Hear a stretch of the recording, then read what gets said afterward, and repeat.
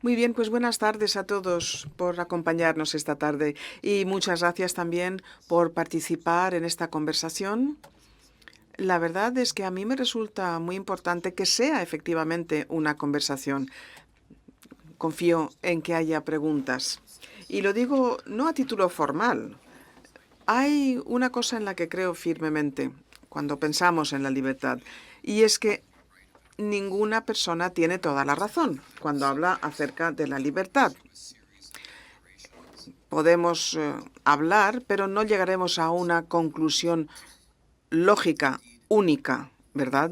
Es más, algo que yo creo que falla acerca de las conversaciones que sí que mantenemos acerca de la libertad hoy día es que tienden a ser participadas en personas que están convencidas de que tienen toda la razón, que están absolutamente seguras de que es su libertad la que importa, están seguras al 100% de que lo que ellos quieren son exactamente las cosas que se merecen conseguir. Lo que voy a recalcar en esta ponencia es que esto no es exactamente lo que quiere decir la libertad.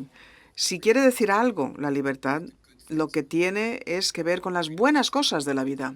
Tiene que ver con aquello que valoramos. Es la capacidad, efectivamente, o el estado en el que nos encontramos para poder creer en las cosas buenas, combinar las cosas buenas, conseguir que las cosas buenas afloren. Si viviéramos en una sociedad de personas libres, no estaríamos peleándonos, no estaríamos insistiendo en que nosotros tenemos razón, no estaríamos enfadados todo el rato. Esto es lo que yo planteo. Y voy a empezar planteando efectivamente las cosas desde el punto en el que nos encontramos ahora mismo en Estados Unidos. Radical, ¿verdad? Ahora mismo, en este momento.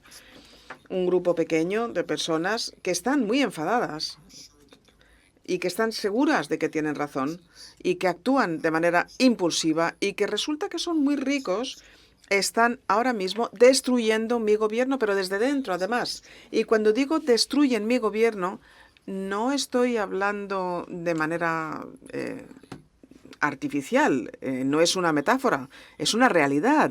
Hemos llegado a un momento tal en el que el gobierno más grande del mundo está siendo desmontado a propósito y sin ninguna vergüenza por un grupo de personas tremendamente acaudaladas.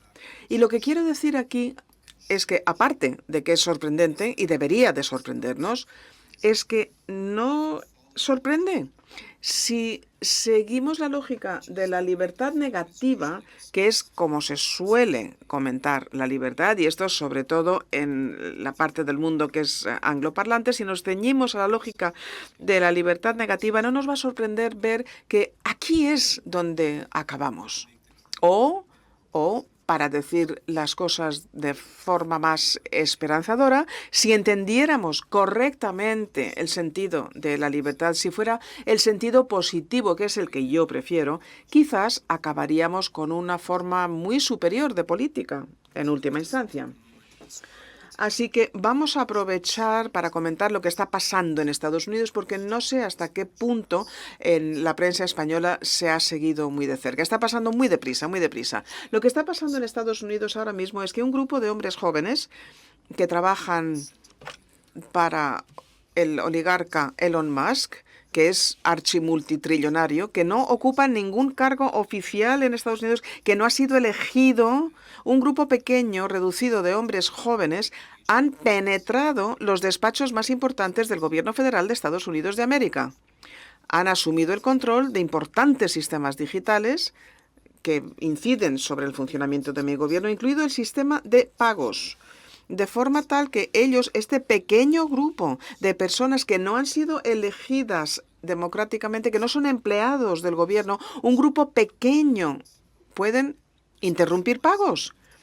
Esto puede parecer muy técnico, pero no lo es. Si el Parlamento aprueba una ley, pero alguien que tiene 19 años puede impedir que se hagan los pagos, entonces el Congreso carece de poder, ya no hay poder.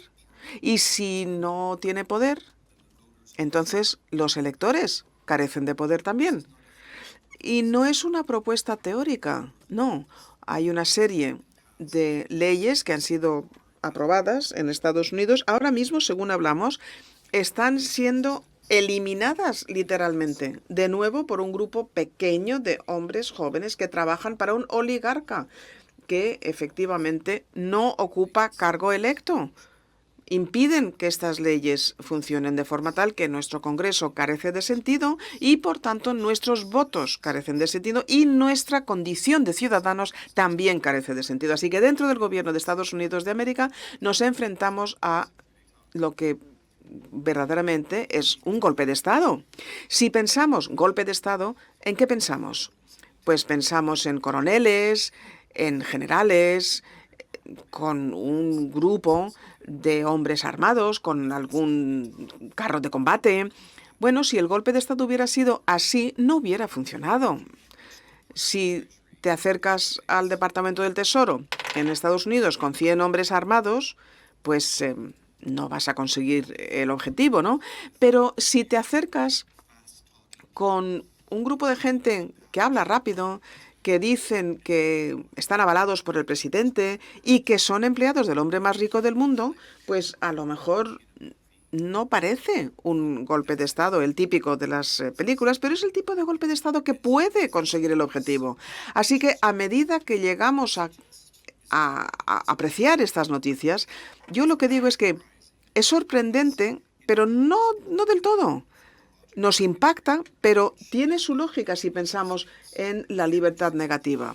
Y se ve, efectivamente, se ve que cuaja en las personas que están detrás de este golpe de Estado. Vamos a ver un pequeño ejemplo de lo que está pasando. Parece una nimiedad, pero vamos a ver hasta qué punto tiene sentido. Vamos a ello. En Estados Unidos, durante unos cuantos años recientemente, hemos podido pagar los impuestos nosotros solos. Está muy bien. Te subes a la página web, das tus datos, das a la tecla y pagas tus impuestos. En España seguro que también es así. ¿Verdad que sí? Sí, sí, sí. Bueno, para nosotros, cualquier cosa que podamos hacer sin pagarle nada a un experto nos parece fantástico. Bueno, pues una de las primeras cosas que ha hecho Elon Musk ha sido, y esto lo dice él, ha sido eliminarlo. Es decir, que los americanos, dentro de 2 meses, a no ser que pase algo, dentro de 2 meses, cuando los americanos en abril tengan que pagar sus impuestos, no lo vamos a poder hacer nosotros solos. Vamos a tener que utilizar a expertos, vamos a tener que contratar a empresas. Ahora, desde el punto de vista de la libertad, tal y como se presenta en Estados Unidos, y he hablado aquí de esta libertad negativa, no ha pasado nada malo. Desde el punto de vista de la libertad negativa, pues la libertad es que yo me enfrente al gobierno, ¿no? Desde el punto de vista de la libertad negativa, el gobierno no puede hacer nada bueno. Así que cuando Musk explicó lo que había hecho, y como digo, es un ejemplo, y así nos hacemos una idea de la ideología, cuando él explicó lo que había hecho, dijo, este servicio era excesivo por parte del gobierno. El gobierno estaba diciéndote lo que tenías que hacer. De hecho, no, el gobierno estaba facilitando las cosas. El gobierno te lo ponía más fácil, pero en la ideología de la libertad negativa, el gobierno no puede hacer nada para ti. Todo lo que hace el gobierno va a ser malo. La ideología de esta libertad negativa, tal y como es en Estados Unidos, es un algoritmo, podemos decir. Da respuesta a todas las preguntas, ¿no? Gobierno mal, impulsos bien. Así que lo único en esta ideología, lo único que puede oprimirte va a ser el gobierno. Así que esto de que ahora tener que pagarle dinero a un contable para que presente tus impuestos está muy bien, porque las empresas no te van a oprimir. Solamente el gobierno, con esta interferencia debido a un alcance extraordinario, te va a poder oprimir. Y así, si las empresas no pueden, pues no pasa nada, ¿sí? Si una persona muy rica, que es dueño de muchas empresas, destruye el gobierno. No ha pasado nada malo. No ha pasado nada malo porque el gobierno está ahí para oprimirte, dice. En fin, a mí me gustaría que esto no fuera así, pero esta es la lógica a la que se están ateniendo, es la lógica que se está ejecutando. A ojos vista, un oligarca está horadando el gobierno, alineado con unas ideas que son populares y que, creo, son ideas aceptadas en Estados Unidos y más allá de sus fronteras. Pero vamos a ver cuáles son las implicaciones. Si la idea de la libertad es que es negativo, es que yo contra algo, y en términos prácticos soy yo contra el gobierno, pues en esta idea no habría concepto de lo que es dignidad humana. ¿Qué es una persona? Una persona es alguien que se opone a algo, ¿no? No estamos hablando de dignidad, ¿no? No hay ningún rasgo de complejidad, no hay capas, no hay humanidad.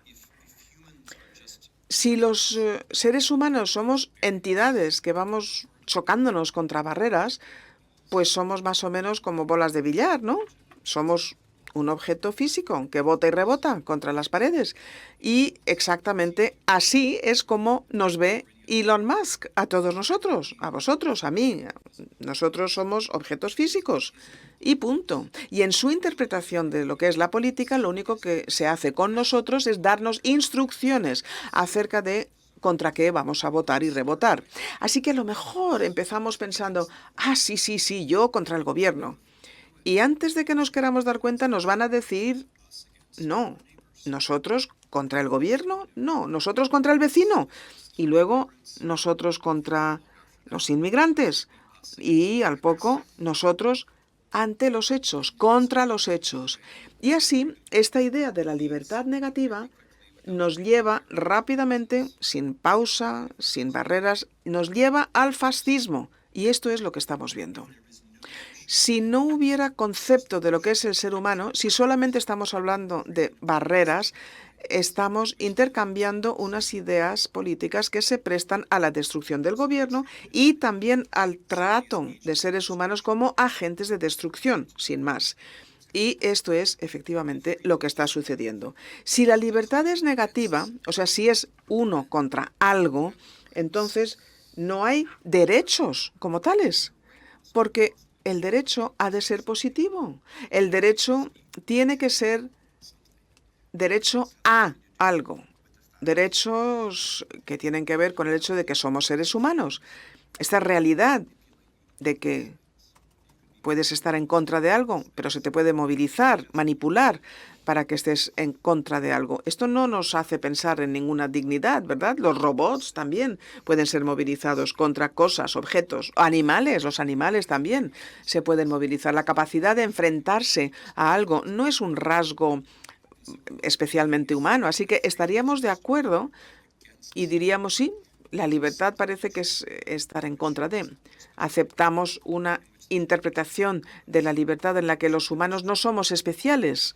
Y si esto fuera así, no ha pasado nada malo en Estados Unidos.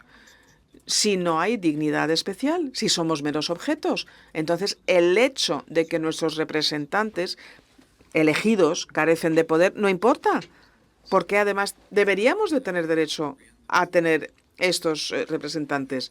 El hecho de que estos jovenzuelos tengan acceso a datos particulares financieros de todos los ciudadanos de Estados Unidos, no hay ningún problema. No hay ninguna dignidad especial, somos objetos, sin más. Somos cosas que se pueden movilizar contra otras cosas. Así que el hecho de que Musk pueda darle a la tecla y saber cuánto dinero tiene cada persona en Estados Unidos, que puede darle a una tecla y puede saber cuál es, por ejemplo, el número de seguridad social de todos los americanos. De nuevo, si es libertad negativa, pues no hay ningún problema. Él no es el gobierno, o sea que no está desatendiendo tus derechos, no está no cumpliendo, y nosotros tampoco somos especiales, somos objetos que votamos y rebotamos, así que no hay derecho nuestro que pueda ser anulado. Lo que digo es que hay una cierta consistencia, ¿verdad? Una consistencia intelectual. La hay, esta idea de la libertad negativa. No tiende como muchas personas piensan que tiende. La situación en la que se encuentra Estados Unidos ahora mismo, en febrero del 2025, que es la destrucción de un gobierno que funciona a instancias de un oligarca y un grupo, un puñado de ricos. Y son estas situaciones tan extremas, creo yo, lo indico, lo comento en el libro, que deberían de desvelar el sentido común. En nuestras vidas cotidianas, yo creo que es muy fácil que nosotros nos veamos convencidos por ideas que no funcionan de verdad. Por ejemplo, la idea de la libertad negativa. Es muy fácil decir, sí, sí, el gobierno siempre es un problema, ¿verdad? Sin pensar un poquito más allá. Es fácil decir, bueno, pues yo tengo razón y es la barrera exterior la que está equivocada. Pero los ejemplos más extremos, creo yo, nos llevan a plantearnos otro tipo de sentido común. Así que vamos a ver un ejemplo extremo. ¿Qué es lo que todos tenemos en común con Musk? ¿Qué es lo que todos tenemos en común con Donald Trump? Pues lo que tenemos en común con ellos es que nacimos. Eso sí que lo tenemos en común. Y es el lugar sensato donde podemos iniciar una conversación acerca de la libertad. Si empezamos hablando acerca de la libertad y empezamos hablando de aquello que compartimos, es que todos hemos nacido y todos hemos nacido además incapaces, hemos nacido dependientes, hemos nacido necesitando a otras criaturas, pues entonces la conversación va a ser muy distinta cuando hablamos de la libertad. Cuando hablamos de la libertad negativa, pues vamos a pensar que ya somos capaces, tenemos ideas, podemos sobrevivir. Y esto está todo en el trasfondo. Nos oponemos a algo que nos rodea. Hemos nacido desvalidos. Pero para que un humano sea libre, hay mucho trabajo, muchos esfuerzos. Las personas no pueden existir como tales sin una sociedad que les rodee. O sea que si la libertad va a tener sentido, entonces la libertad no puede ser un análisis de la persona recién creada y los desafíos. Tiene que ser una conversación acerca de aquello que uno necesita tener para, como persona, poder llegar a ser libre. Es un ejemplo extremo, ¿verdad? Aquellos que habéis visto un parto, aquellas que habéis parido, sabéis que es un momento extremo de la vida, pero es muy típico que sea el punto de arranque para una conversación acerca de la libertad. Y luego hay otros ejemplos extremos también. Hablaríamos aquí de la muerte. No debería de haber dicho la cosa, hay otra cosa que compartimos. Compartimos con Donald Trump y con Elon Musk y con todos los demás, y es que todos vamos a morir. Y esto nos ayuda, ¿verdad?, a pensar acerca de estas cosas. Y es muy llamativo pensar que algunos de mis conocidos oligarcas en Estados Unidos piensan que no van a morir. Atentos, están equivocados, se confunden, pero es muy importante. Es una limitación que tenemos que tener presentes. Si sabemos que nacemos, si sabemos que morimos, sabemos que hay un tiempo limitado y pensamos de una manera acerca de la libertad. Pensamos, sí que hay límites. ¿Cómo puedo transformar los límites en posibilidades? Si pensamos, bueno, no nací y no voy a morir, pues el planteamiento acerca de la libertad va a ser muy distinto. Ese planteamiento va a ser, necesito protección de los peligros, pero quiero todo lo que quiero. Y así llegas a otro punto. Pero los ejemplos acerca de la muerte son ejemplos históricos y de momentos contemporáneos, además. Son muy útiles porque nos permiten llegar a una interpretación más positiva de la libertad. Por ejemplo, el Holocausto de los judíos europeos. Yo llevo hablando acerca de este hecho. Estaba en Estocolmo hace unos días y estaban conmemorando efectivamente el Holocausto, ¿verdad? Y se me pidió que participara en estas ceremonias. Así que estuve pensando en el Holocausto en relación con estas ideas acerca de la libertad. Y pensé en algunos documentos fuente que tuve ocasión de leer cuando trabajaba sobre el Holocausto y tienen que ver con lo que llamamos la liberación de los campos de concentración. Es muy tentador hablar acerca de esta liberación, porque todo el mundo prácticamente conmemora el Holocausto a finales de enero y habla acerca de Auschwitz, ese momento. Me gustaría decir que eso no es correcto, que esos lugares nunca se pudieron liberar, que la liberación no se aplica y la razón por la que lo digo es porque es lo que decían las enfermeras y los médicos y aquí hay que prestar atención a las enfermeras y a los médicos. Cuando llegaron a los campos liberados, entre comillas, en mayo o junio del 45, escribieron en sus epistolares o en sus diarios diciendo: liberación no es la palabra apropiada. ¿Qué querían decir con ello? Lo que querían decir era que para los supervivientes la libertad no era el concepto relevante, o bueno, al menos no lo sería hasta que estuvieran alimentados, hasta que hubieran tratado sus enfermedades, hasta que su trauma físico y psicológico se hubiera tratado. Y si pensamos esto por un segundo, tiene sentido. La idea de liberar un campo de concentración pone de manifiesto que en el momento en el que echamos a los torturadores y llega el ejército apropiado, todo el mundo está contento y lleno de vida. Pero esa no fue la situación de un momento a otro, de un día para otro. La realidad era que los supervivientes de los campos de concentración necesitaban muchísima ayuda. Y si ustedes, como yo, han estado prestando atención, han estado leyendo, han visto los testimonios de los supervivientes del Holocausto de finales de los 50 hasta ahora, pueden ver que gran parte de ese trauma sigue con la gente. Y vemos que la libertad no es un tema de sí o no, arriba, abajo, o que haya una panacea. La libertad no es un proyecto. Y el tema es que lo que vemos en esta situación tan extrema es relevante en nuestro día a día. Es como pensar en el parto. Si pensamos en la supervivencia, el nacimiento nos lleva a la misma conclusión, y es que aquello que es cierto de los supervivientes de los campos de concentración es cierto del resto de nosotros. Nadie puede verse libre de un problema.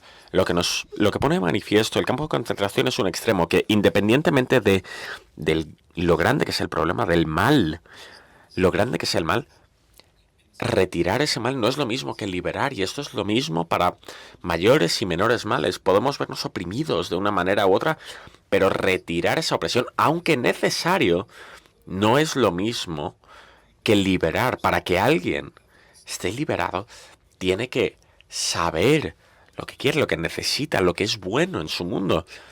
Y necesita otras personas que le ayuden, necesita un entorno en el que esto sea posible. Simplemente deshacerse del mal no es suficiente. En mi propia vida, hace poco, las experiencias que me han ayudado a entender esto han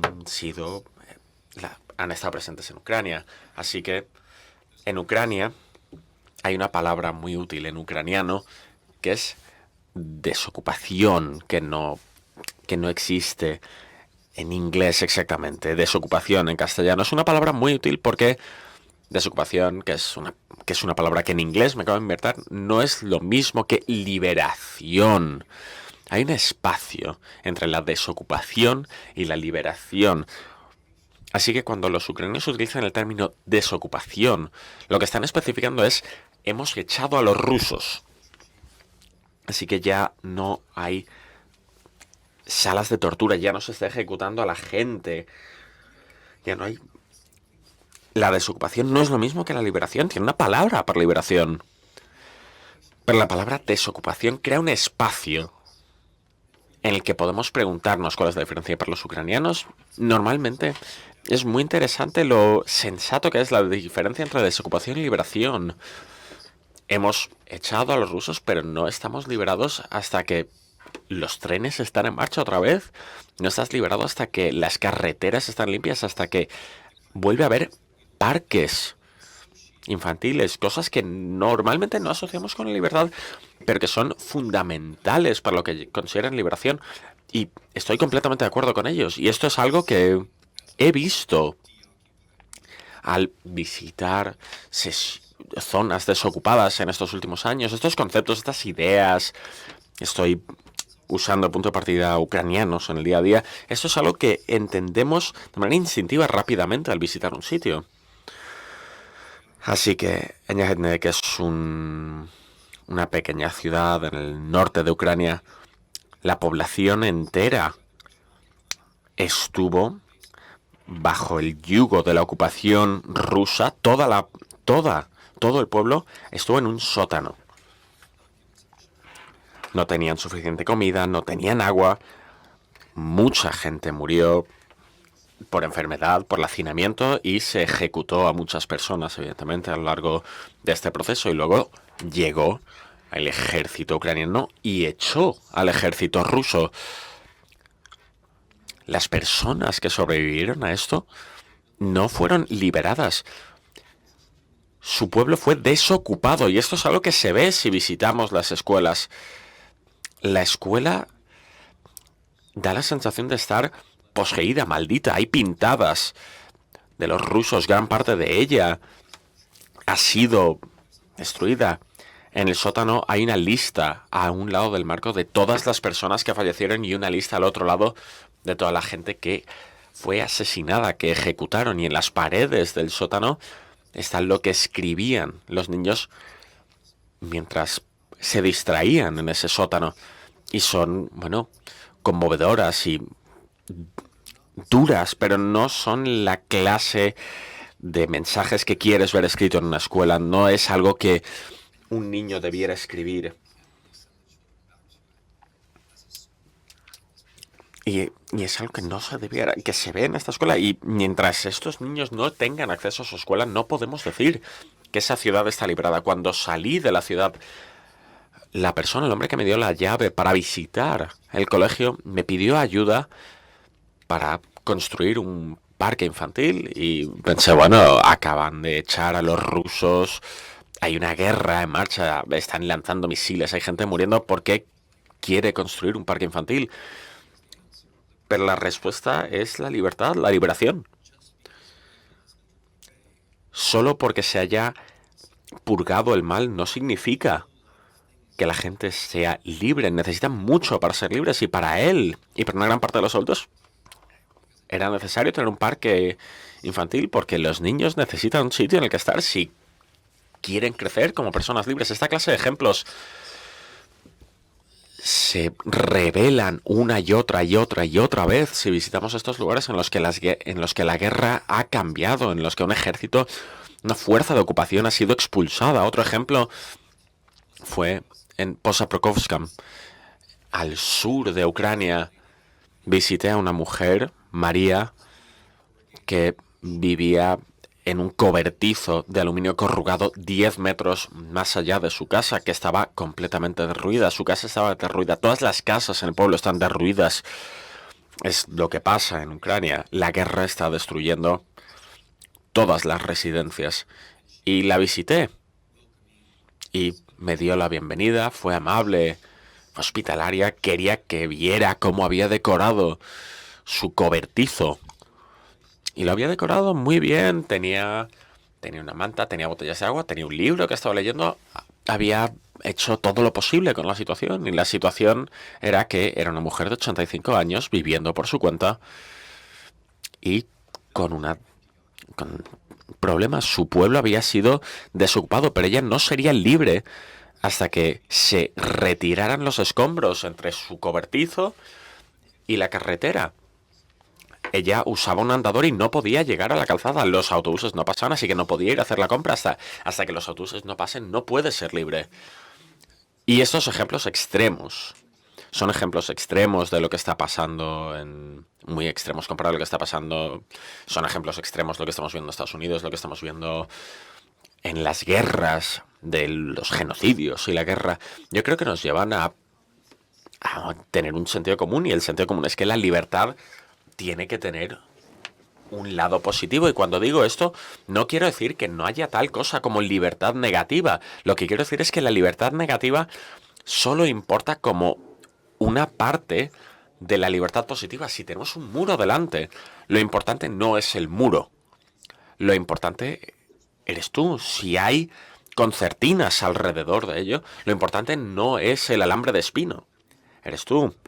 La razón por la que nos importa el muro y el alambre de espino es por todo aquello en lo que nos podemos convertir. Y cuando echamos abajo el muro y cortamos la concertina, todo lo libre que podremos ser dependerá de miles de otras cosas, más allá de estas barreras. Así que lo que quiero decir en términos filosóficos es que la libertad ha de ser positiva, dado el mundo en el que vivimos y una colección de realidades éticas. Y ahora voy a cambiar al lado más filosófico y ético de esta conversación. Normalmente pensamos que hay dos tipos de libertad: libertad positiva y libertad negativa, y que son distintas. Mi profesor en Oxford, Isaiah Berlin, escribió un famoso ensayo sobre las dos tradiciones de la libertad, negativa y positiva. No creo que esto sea así. Yo creo que la libertad negativa es un elemento de la libertad positiva.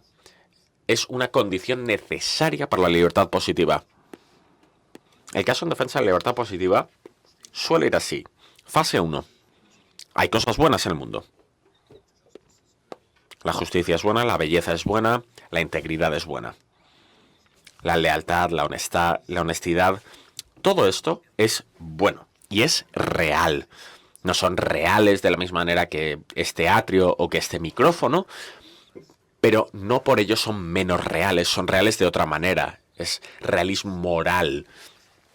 El segundo aspecto del caso filosófico es el pluralismo moral. Esto es, hay muchas cosas buenas, no solo una. Así que si pensamos que todas las cosas buenas se combinan en una única cosa buena, eres un totalitario. El pluralismo moral, y estaré encantado de hablar de esto más adelante, lo importante es que el pluralismo moral, yo creo que de manera indiscutible, hay muchas cosas que son buenas. No hay manera de traducir la piedad a consistencia, no hay manera de reducir la espontaneidad para que se convierta en puntualidad. Estas son cosas distintas. No encajan entre sí, no son compatibles. Esto no es una receta en la que podemos incluir estos elementos si tenemos una tarta de libertad. Esto no se combina. Y este es el tercer aspecto. Hay un tipo de aritmética o geometría que funciona con los bienes morales que es distinta al mundo moral, al mundo físico. En el mundo físico, puedo decir, espero me disculpen, esta sala es más pequeña que la sala en la que hablé en Barcelona anoche. Y esto sería objetivamente cierto. Veo que hay gente en primera línea que está un poco incómoda, lo siento mucho. Pero no puedo decir, nadie puede decir que la lealtad es más grande que la honestidad o mejor que la honestidad. Son distintas. No podemos decir que uno es mejor o más grande que el otro. La matemática y la física no se aplican en el mundo moral. En el mundo moral tenemos que tomar decisiones subjetivas. No hay una norma que podamos seguir que nos vaya a decir cuándo debemos ser una cosa u otra. La tensión es irreductible, siempre estará ahí. Así que, bueno, la consistencia es buena. Es bueno ser consistente. Pero la piedad también es buena. Creo que todo el mundo estaría de acuerdo, pero la piedad es, por definición, inconsistente. Ser piadoso significa hacer una excepción. La puntualidad es buena, como hemos dicho. Estoy muy contento de que todos ustedes hayan llegado aquí a la hora. La espontaneidad también es positiva. Pero si alguien es espontáneo, no siempre será puntual. La lealtad es buena. La honestidad es buena. Sí, después de la charla, cuando esté firmando libros, me dicen, profesor Snyder tiene un aspecto maravilloso. ¿Es honestidad? ¿Es lealtad? Los bienes morales no terminan de encajar entre sí. sí que la naturaleza del universo moral nos lleva a un territorio distinto. Y, de hecho, pueden ver, esto es un argumento en contra de la libertad negativa. La libertad negativa quiere que seamos objetos físicos y que el único problema sean los muros. Y esto, la metafísica no tiene que jugar un papel.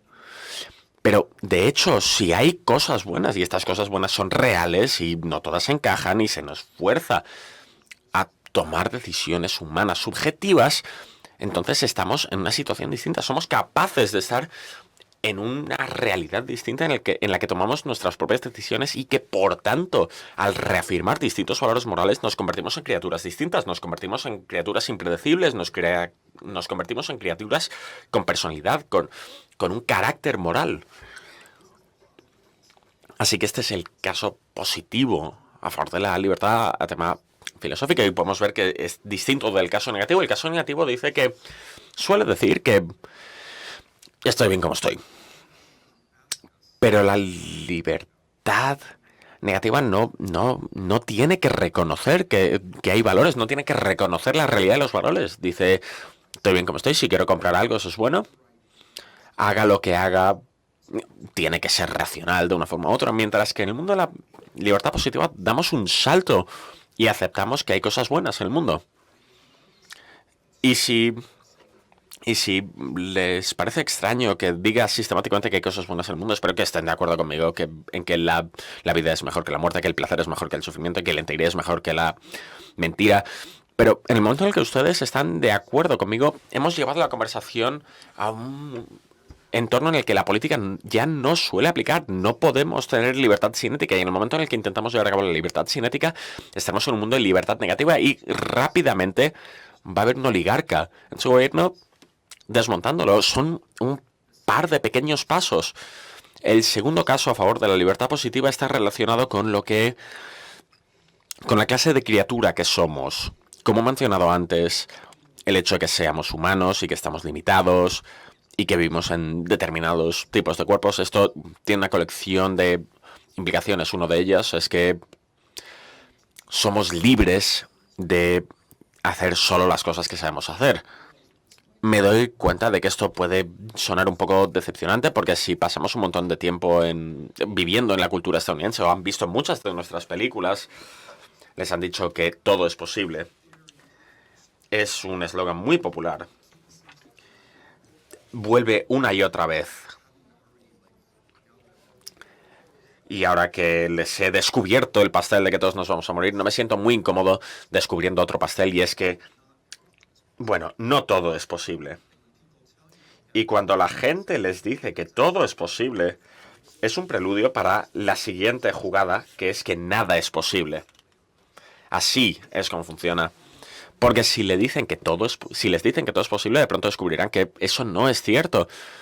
Y pasarán a estar en un momento, bueno, de malaise, de malestar. Y bueno, la política es así. Los 90 y los 2000 fueron un momento en el que se nos dijo que el comunismo se había acabado, que todo era posible, que el pasado no importaba. Y cuando eso resultó no ser cierto, Estados Unidos invade Irak, o hay una crisis financiera, o la movilidad social se queda en encefalograma plano, el movimiento más sencillo es pensar que nada es posible. Es, bueno, malestar y carencia de futuro, que yo creo que es donde nos encontramos ahora. Así que la libertad está relacionada con que algunas cosas son posibles, y cuanto más capaces seamos, más libres somos. Y bueno, cuando echamos un vistazo a la clase de criaturas sociológicas y neurológicas que somos, es decir, si queremos pensar en la clase de criaturas que somos, no podemos pensar solo en los muros y en los gobiernos y estar buscando cosas a las que ponernos. Tenemos que encontrar maneras de hacernos más capaces cuando son, bueno, mayores, mediana edad, en todo momento de la vida. La libertad es un tema de capacidades. La libertad es física. Hay una segunda manera en la que la materialidad de todo esto es muy significativa, y está relacionado con el conocimiento propio. Para poder ser libres, y yo creo que todo el mundo estará de acuerdo con nosotros, para poder ser libres tenemos que conocernos. Tenemos que saber lo que queremos, tenemos que saber lo que valoramos, tenemos que... Incluso un abogado de la libertad negativa diría que uno ha de conocer sus propios intereses. Pero el tema es que, para todos aquellos que están en relaciones, esto es muy importante, el tema está en que se nos da muy mal entendernos a nosotros mismos. No es una capacidad particularmente humana conocernos. No se nos da bien. Y si dudan de lo que digo, pregúntenle a su pareja, pregúntenle a su madre cómo de bien se conocen, pregúntenle a alguien que les conozca bien. Y no lo digo de broma, sino en serio. Por norma general, el argumento esencial para la libertad positiva es que no puede crear un individuo, una persona no puede crear un individuo, un bebé no puede convertirse en un hombre libre, en un humano libre por su cuenta. Un joven. Hacen falta colegios, calzadas. Una persona mayor necesita esta clase de apoyos. No podemos crear a un individuo con un individuo. Solo podemos crear un individuo con la ayuda de la sociedad. Si no, es imposible. Y creer cualquier otra cosa es una ilusión mortal que lleva a un dominio tiránico. Y lo que quiero decir con esto es que, asumiendo que para ser libres tenemos que conocernos, que yo creo que tiene sentido, la única manera de hacer esto es escuchar a los demás. Y la única manera en la que escuchamos a otras personas es si creemos que son personas como nosotros. La única manera de conocernos es a través de la empatía y de ver el mundo a través de otras personas y ver el mundo a través de los ojos de los demás. Y es fácil decir, pero es muy difícil de hacer. Pero lo que quiero decir es, todos nosotros vivimos con espinaca entre los dientes metafóricos, y todos necesitamos que alguien nos diga que lo tenemos. Todos necesitamos que otra persona vea la paja en nuestros ojos. Y tenemos que confiar en que... Y no podemos confiar en que la gente nos va a decir lo que pasa con nosotros, a no ser que creamos que son reales de la misma manera que nosotros somos así. La persona que dijo esto fue Edith Stein, que es un filósofo alemán y judío que fue ejecutada. Fue Edith Stein que fue ejecutada en el Holocausto, en Auschwitz, y ella también vino de una situación extrema. Fue una enfermera durante la Gran Guerra, en la Primera Guerra Mundial.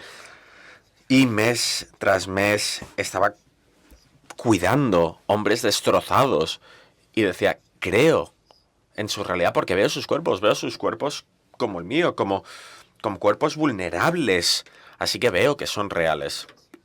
Y como veo que son reales, puedo empatizar con ellos. Así que puedo aprender y empatizar con y de ellos. Así que lo que les quiero decir es, nos hace falta una teoría del conocimiento. Nuestra teoría del conocimiento de la libertad tiene que involucrar a los demás. Y tanto en cuanto vivimos aislados de los demás, mientras veamos incapaces de confiar y veamos aislados, solos, delante de ordenadores que algorítmicamente nos regurgitan cosas en las que ya creemos, nuestras posturas del mundo y que nos reflejan nuestra imagen propia normalmente fallida, nunca podremos ser libres. Así que, bueno, antes de terminar esto, si tengo razón, y estos ejemplos tan extremos les han servido, si tengo razón de que la libertad es positiva filosóficamente, si tengo razón con que la libertad es positiva de manera corpórea y empática, yo creo que la libertad también es positiva de manera política. Y lo que quiero decir es, la libertad se convierte en aquello que justifica el gobierno. Así que, bueno, en mi país o en inglés, al menos en las conversaciones, siempre en las conversaciones políticas hay una tensión enorme entre el gobierno y la libertad. Como todos los binarios, es muy cómodo. Los humanos se sienten muy cómodos cuando se nos presentan dos opciones. Esta clase de pensamiento binario es una característica de la no libertad y no es así. La libertad y el gobierno no se oponen. Podemos tener buenos gobiernos y malos gobiernos. Podemos tener gobiernos que liberan y gobiernos tiránicos. La prueba de fuego para un gobierno es si crea las condiciones para que la gente sea libre. Yo personalmente creo que esta es la única manera. Eso es lo único que puede hacer un gobierno. Esto justifica un gobierno bastante grande, pero no justifica muchas cosas que un gobierno puede hacer. Si es cierto, tal y como he dicho, para poder crear individuos necesitamos esfuerzos colectivos. El gobierno es esa agencia que en una sociedad grande permite que se lleve a cabo este trabajo colectivo y, por tanto, hace que la libertad sea posible. Así que hay una tensión entre gobierno y libertad. Y una conclusión de esto es que una de las tensiones que se nos ha enseñado que las barreras imposibles no son reales, como por ejemplo la tensión entre seguridad y libertad. Una de las cosas que se nos enseña, al menos en inglés, a lo mejor es distinto aquí, es que vivimos en una lucha constante entre libertad y seguridad, y no es así. Los casos en los que la libertad y la seguridad están en tensión son bastante esotéricos y bastante excepcionales. Un 99% de las veces, si puedo garantizar la seguridad a la gente, les estoy garantizando más libertad. Y normalmente, si garantizo libertad, ofrezco mayor seguridad. Casi nunca hay tensión entre estos dos aspectos. Una de las cosas que me dijo el presidente ucraniano que se quedó en mi cabeza, que tiene sentido: cuando desocupamos un pueblo, traemos tanto libertad como seguridad. Y, por supuesto, así es, tanto la libertad como la seguridad llegan al mismo tiempo. Así que creo que gran parte de los problemas que creemos tener con libertad no son intelectualmente reales. Creo que se nos han forzado, y creo que la libertad con una justificación para el gobierno, que es lo que digo en medio del libro, si es una justificación para el gobierno, esto podría ser un concepto que nos permite pensar de manera distinta en nuestra política. Así que en Estados Unidos la libertad casi siempre ha estado captado por la derecha y hasta cierto punto por la extrema derecha. Y hay un problema con ello, y es que la manera en la que utilizan el término libertad, básicamente están hablando del derecho individual de seguir sus instintos en contra de otros individuos. Así que, por ejemplo, libertad de expresión. En la derecha estadounidense y hasta cierto punto en el diálogo estadounidense en general, la libertad de expresión significa: estoy muy enfadado y tengo 100.000 millones de dólares y tengo una red social a mi disposición, así que debiera asegurarme de que mis posturas enfadadas alcancen a 1.400 millones de personas y no solo a 1.300 millones de personas. La libertad de expresión en Estados Unidos se entiende como que el gobierno no les permite decir lo que quieren. Y por supuesto es malo si el gobierno no le permite a alguien hablar de lo que cree. Pero si pensamos en la libertad de expresión solo de esa manera, si no pensamos en la persona, sino en lo que se está diciendo, nos encontramos en una posición ridícula. Les voy a explicar esto.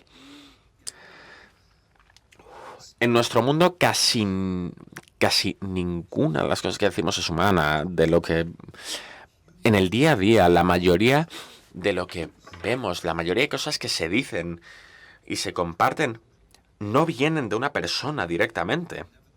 Y sin embargo, cuando hablamos de la libertad de expresión, en la derecha lo que nos preocupa es la capacidad de Internet que llegue a las personas. Sin embargo, la única manera de pensar en esto es porque nos olvidamos de la persona. ¿En qué consiste la libertad de expresión? La razón por la que tenemos libertad de expresión no es porque es físicamente peligroso para las personas menos poderosas decirle la verdad a gente más poderosa. Esa es la razón histórica y, de hecho, la única justificación real para la libertad de expresión. La única razón por la que merece la pena tener libertad de expresión es para proteger los cuerpos de los menos vulnerables cuando le dicen la verdad a aquellos que tienen más poder. Y esa manera de pensar en la libertad de expresión es, por supuesto, positiva. Empieza con la realidad de personas vulnerables. Empieza con la realidad de que muchas personas son más vulnerables que otras. Es una traducción que se vuelve a Europa. Por eso hemos hablado a la antigua Grecia. Hemos hablado de esto durante 2000 años. Básicamente hasta el jueves pasado. Hace muy poco se nos ocurrió que la libertad de expresión se refería únicamente a la expresión, al algoritmo, y cuando pensamos en ello, de pronto que la libertad de expresión solo importa en el caso de Donald Trump o Elon Musk, de los más poderosos. Pero si pensamos en libertad positiva, nos damos cuenta de que de verdad Donald Trump y Elon Musk tienen libertad, tienen derecho a la libertad de expresión, por supuesto que sí, pero como son las personas más poderosas, no son las personas que debieran preocuparnos, sino de las que debiéramos preocuparnos en última instancia. Y cualquier persona menos poderosa, menos rica, debiera ser más importante. Y en toda clase de derecho a cualquier libertad. Y eso es un ejemplo sobre cómo el término libertad ha sido captado. El otro tema de dejar que la libertad esté solo en un lado del espectro es que la gente en el centro o a la izquierda deja de usar la palabra. Y si dejas de usar la palabra, terminas rindiéndote sobre el concepto. Y, bueno, yo creo vehementemente que seas conservador, liberal, socialista, necesitas la libertad. Si intentamos deshacernos de la libertad, terminamos con una política muy diferente. Así que, lo último que quiero decir al respecto es que me parece que necesitamos poder compartir esta palabra de una manera que tenga sentido. En mi país hablamos de ello constantemente. Pero hablamos de ello de una manera completamente errónea. Y esa manera, yo creo, tiene el mismo impacto en el resto del mundo, que es el monopolio de la derecha en un país individual. Hablamos de ello todo el rato. Y muchas veces no tiene sentido lo que hablamos. Y los europeos hablan menos, aunque un país europeo normal permite a la gente que sea más libre que Estados Unidos muchas veces, bajo nuestras propias métricas e instituciones que son la Freedom House, que reconoce la libertad de una manera muy estadounidense. Somos el número 50 a nivel mundial y ustedes están por delante de nosotros y los miembros de la Unión Europea suelen estar por delante. Y la razón es muy sencilla. Si tenemos un país que se centra en la libertad positiva, las libertades negativas suelen ir mejor. Que es algo que descuajeringa la mentalidad de los estadounidenses. Lo he hablado 50 veces, no voy a insistir, pero pensemos que si solo hablamos de libertad negativa y hablamos de libertad positiva, eso creará una suerte de distopía nazi o soviética. Pero la verdad empírica es que si tenemos libertad positiva, eso mejora la libertad negativa. Si solo nos centramos en libertades negativas, va peor. Y, por supuesto, va peor en libertad positiva. Y esa es Pero los europeos, en mi opinión, los europeos que viven en países que son bastante libres, no hablan de la libertad muy a menudo, y no hablan de la libertad como una justificación para el estado del bienestar o como una justificación de gastos, gastos estatales o de cuidado de menores. Y yo creo que es un error que nosotros no hagamos esto. Yo creo que tenemos la palabra apropiada y los europeos tienen la praxis, pero nadie tiene el concepto apropiado. Y compartir lo que yo creo que es el concepto positivo, que es una libertad que es humana y positiva, es algo que he intentado hacer en esta tarde. Y ahora, estoy muy emocionado por la conversación que vamos a tener ahora. Muchas gracias.